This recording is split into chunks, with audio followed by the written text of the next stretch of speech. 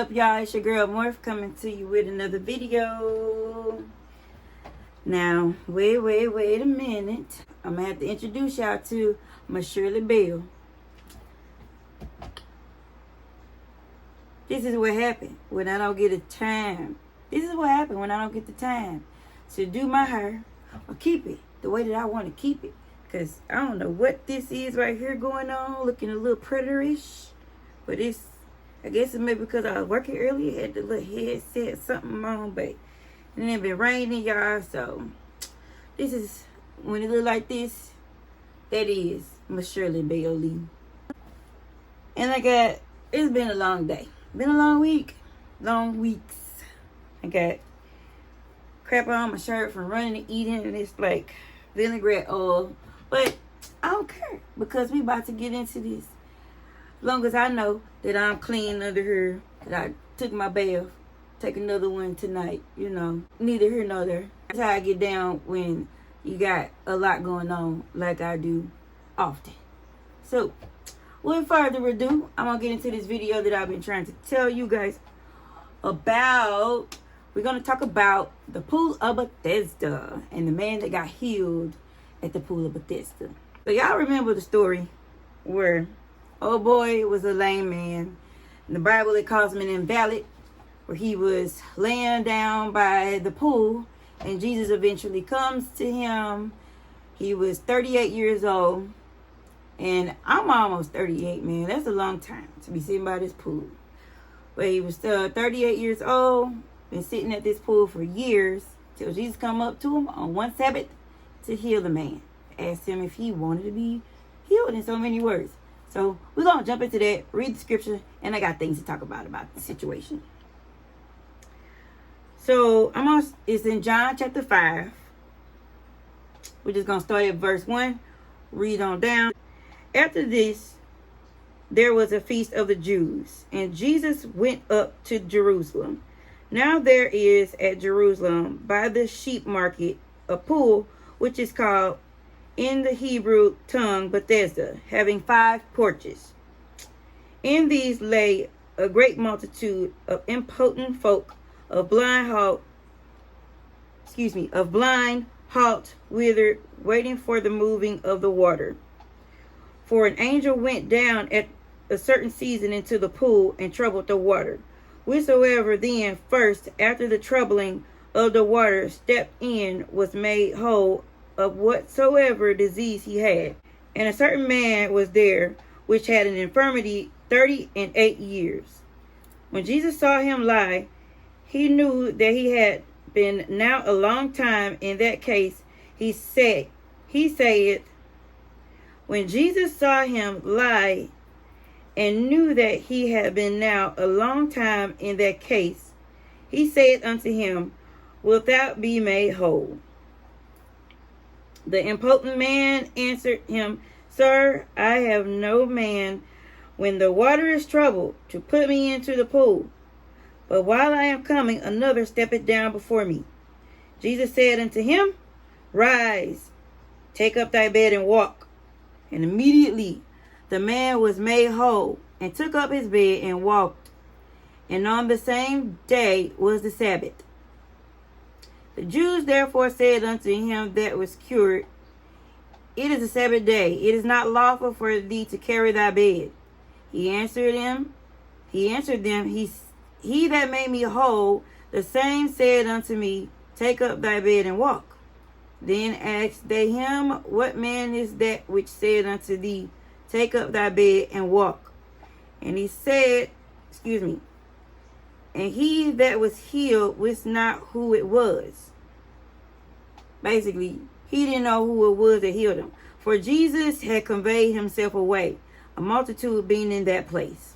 So basically, he kind of rushed in, hid away in the crowd. So Jesus rushed off before he could recognize him really, to get to know exactly who he was. Straight away after he healed him.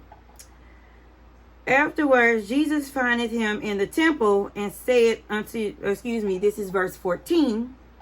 Afterwards, Jesus findeth him in the temple and said unto him, Behold, thou art made whole. Sin no more, lest a worse thing come unto thee. First of all, a lot of things are sticking out. I've always thought about this like puzzling situation. So I did some research because I was on this for days trying to figure this out. It's talking about an angel stirring up the pool. Only the first person that rushes in gets healed. I've always wondered about this situation. So let me break some stuff down that I found. So verse 4, when it says, for an angel went down, kind of need to go back to verse 3. In these lay a great multitude of impotent folk, of blind, halt, withered, waiting for the moving of the water. For an angel went down at a certain season into the pool, and troubled the water. Whosoever then first, after the troubling of the water, stepped in, was made whole of whatsoever disease he had. So you see how this started off in verse 4. It says, for an angel went down at a certain season. So at first it's like, it's telling you a timeline of what's going on with this man as Jesus approaches him and heals him. But right at verse 4, it actually kind of pauses. It's actually like right before verse 4. It says when these people, it mentioned these types of people that were there. And then it says withered, comma, waiting for the movement of the water. Then verse 4, for an angel went down at a certain season, and so forth. So the way that it's written actually kind of cuts there. When you dig into research, it says in verse 3, waiting for the moving of the water. That's what the people were doing. And then for an angel, when it starts at for an angel, it's almost like it should be in quotation marks through the rest of the whole verse 4. Because the way that it actually should be interpreted or read is like it should have quotation marks around it as a saying.